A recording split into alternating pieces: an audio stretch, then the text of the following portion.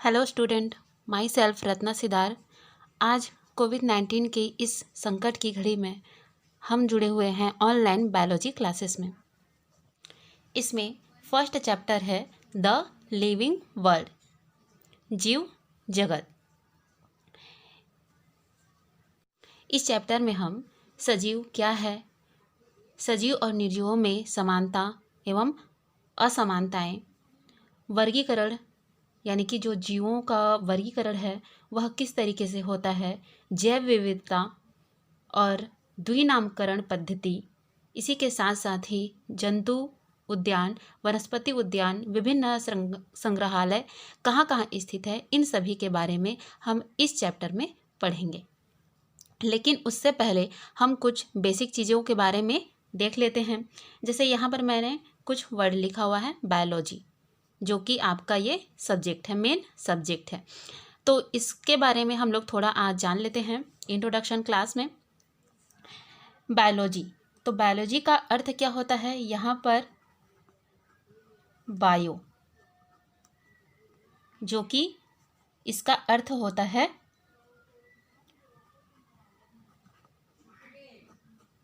सजीव, या फिर इसको हम लोग चलिए ले सकते हैं जीव का या फिर जीवों का। ठीक है। दूसरा वर्ड क्या हुआ है यहाँ पर? लॉजी, जो कि लैटिन वर्ड है, इसका लोगस से लिया गया है। क्या है? लोगस, जिसका अर्थ होता है, क्या है इसका? To study. ठीक है, या फिर इसी का अध्ययन करना, जिसे हम कहते हैं। तो इस तरीके से बायोलॉजी का अर्थ क्या हुआ? जीव का अध्ययन। क्या हुआ? जीव का या फिर सजीवों का या फिर जीवों का अध्ययन करना ही क्या कहलाता है? बायोलॉजी या फिर जीव विज्ञान। क्लियर है यहाँ पर? तो इस तरीके से इसकी जो परिभाषा है, जो डेफिनेशन है, डेफिनेशन किसकी? डेफिनेशन जीव विज्ञान की। अगर आपसे पूछा जाए कि बायोलॉजी किसे कहते हैं, तो आपका आंसर क्या होना चाहिए? विज्ञान की वह शाखा या ब्रांच, विज्ञान की वह शाखा जिसमें किसका अध्ययन किया जाता है? जीवों का, सजीवों का। जितने भी इस पृथ्वी पर पाए जाते हैं सजीव, उन सभी का अध्ययन किसके अंतर्गत होता है? बायोलॉजी के अंतर्गत। ठीक है। विज्ञान की वह शाखा जिसमें सजीव का या फिर जीवों का अध्ययन किया जाता है, क्या कहलाता है? जीव विज्ञान। ठीक है। अब यहाँ पर ये जो है, ये बेसिक चीज़ है। जो बायोलॉजी होता है, इसके दो शाखा हैं, दो भागों में इसको डिवाइड किया गया है। यानी कि बायोलॉजी के अंतर्गत हम लोग क्या क्या पढ़ते हैं, उसे देख लेते हैं। फर्स्ट है इसका जंतु विज्ञान, और दूसरा है इसमें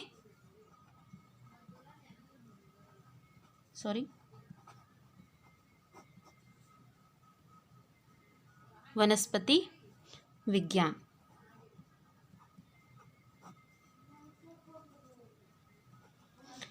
देखिए, यहाँ पर जंतु विज्ञान को बोला जाता है जूलॉजी। क्या बोला जा रहा है? जूलॉजी। और वनस्पति विज्ञान को बोला जाता है बॉटनी। ठीक है। तो इन दोनों में आप क्या देख रहे हैं? वर्ड देख रहे हैं। इसमें दिया है जंतु और इसमें दिया है वनस्पति। जंतु में जितने भी क्या बोलना चाहिए, जितने भी जानवर हैं, जो सूक्ष्म जीव हैं, या फिर जो इंसान है, ये सभी किसके अंतर्गत आ जाएंगे? जीव के, जंतुओं के। ठीक है। वनस्पति में क्या आ जाएंगे? जितने भी वनस्पति यानी कि पेड़ पौधे हैं, इन सभी का अध्ययन किसके अंतर्गत किया जाएगा? वनस्पति के अंतर्गत किया जाएगा। यानी कि यहाँ पर क्या बोलना चाहिए, साइंस के बहुत से शाखा होते हैं, बहुत सारे ब्रांच होते हैं। तो उन सभी का अगर आप लोग देखेंगे तो उसका जो मेन वर्ड रहता है, यानी कि जो स्टार्टिंग का वर्ड रहता है, जैसे कि इसमें क्या दिया है? जंतु। इसमें क्या दिया है? वनस्पति। अगर हम लोग यहाँ पर देखें तो यहाँ पर क्या दिया है, जीव। तो इन्हीं सभी से क्लियर होता है कि उसके अंतर्गत किसका अध्ययन होता है। जैसे यहाँ पर क्या है, जीव विज्ञान, यानी कि यह क्या है, विज्ञान की वह शाखा है जिसके अंतर्गत किसका अध्ययन किया जाता है, जीव का अध्ययन किया जाता है, यानी कि जीवों का अध्ययन किया जाता है। उसी तरीके से हम लोग इसका क्या बोल सकते हैं, जूलॉजी का, यानी कि जंतु विज्ञान का, कि यह विज्ञान की वह शाखा है जिसके अंतर्गत जंतुओं का, सभी जंतुओं का अध्ययन किया जाता है।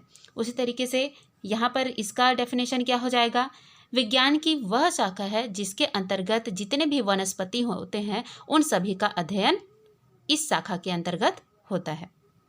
ठीक है, अब यहाँ पर हम लोग थोड़ा देख लेते हैं जो जीव विज्ञान है इनके जनक कौन हैं। तो जीव विज्ञान के जनक हैं अरस्तु। किनको बोला गया है, father of biology. Father of biology किसको माना जाता है, अरस्तु को।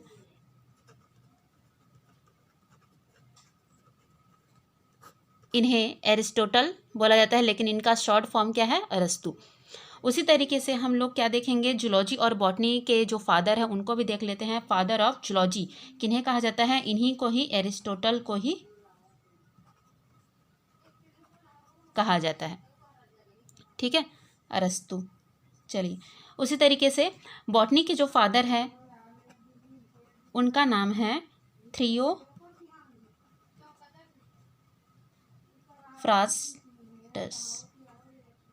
ठीक है, किन्हें कहा जाता है, थियोफ्रास्टस को। ये थी कुछ बेसिक चीज़ें जो कि आप सभी को, एक साइंस के स्टूडेंट को पता होनी चाहिए।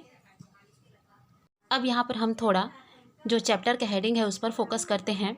यहाँ पर है द लिविंग वर्ल्ड, यानी कि इस चैप्टर में हमें क्या पढ़ना है, जो जीवों का जगत है, जो जीव जगत है उसके बारे में स्टडी करना है। लेकिन उसके पहले हम जो लिविंग है, यानी कि जो सजीव है, इसको थोड़ा सा समझ लेते हैं। हम अपने आसपास बहुत सारी चीज़ों को देखते हैं जिसमें क्या होता है, सजीव चीज़ें होती हैं और निर्जीव, जिनको हम लोग क्या बोलते हैं, लिविंग और नॉन लिविंग थिंग्स। ठीक है, तो इस आधार पर हम ये तो जानते हैं कि अगर जो गति कर रहा है, वृद्धि कर रहा है, वो क्या है, सजीव है, और जो नहीं कर रहा है वो क्या है, निर्जीव है।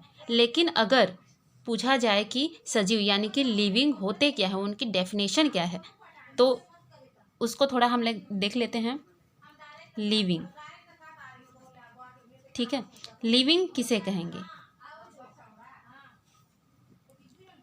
चलिए देख लेते हैं कि वे चीज़ें, यानी कि हमारे आसपास पाए जाने वाली वे चीज़ें जिनमें क्या होती हैं, जैविक क्रियाएं, जिनमें जैविक क्रियाएं होती हैं, उन्हें ही क्या बोला जाता है, सजीव। उन्हें ही सजीवों की कैटेगरी में रखा गया है। अब एग्जाम्पल में क्या क्या आ जाएंगे, जैसे कि प्लांट्स हो गए, जो क्या हैं, सूक्ष्म जीव हैं, सूक्ष्म जीव हैं, मानव हैं, जितने भी आपके क्या हैं, जानवर हैं, ये सभी किसकी कैटेगरी में आते हैं, लिविंग, यानी कि सजीव की कैटेगरी में आते हैं। क्यों, क्योंकि इनमें जैविक क्रियाएं होती हैं। ठीक है, और इसी के जस्ट अपोजिट क्या हो जाएगा कि जिनमें दूसरा क्या देखना था, नॉन लिविंग। ठीक है, यानी कि निर्जीव। इसको सजीव लिख लीजिए और ये है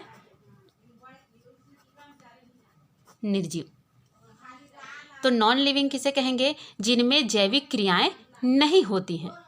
क्या है, जैविक क्रियाएं नहीं होती हैं, उन्हें ही नॉन लिविंग की कैटेगरी में रखा जाता है। एग्जाम्पल में हम लोग क्या देख सकते हैं, जैसे कि बेंच हो गया, कुर्सी हो गया, बैग हो गया, ये पेन हो गया, ये बुक हो गया, है ना, ये कॉपी हो गए, ये सभी क्या हैं, निर्जीव हैं, नॉन लिविंग थिंग्स की कैटेगरी में आते हैं। क्यों? क्योंकि इनमें जैविक क्रियाएं संपन्न नहीं होती हैं।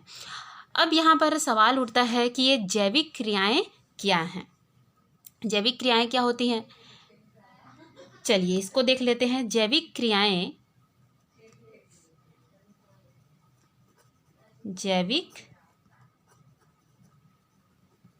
क्रियाएं, इसे आप लोग जानते हैं, जैसे कि क्या है, श्वसन है, ठीक है, क्या है, श्वसन है, पाचन है, उत्सर्जन, वृद्धि, गति, ये सभी क्या होती हैं, जैविक क्रियाएं हैं, ठीक है।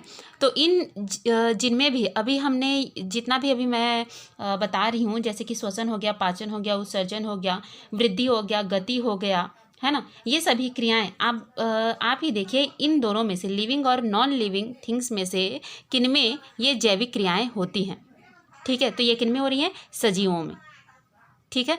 तो इस आधार पर इन सभी को ही एक साथ क्या बोला जाता है, जैविक क्रियाएं।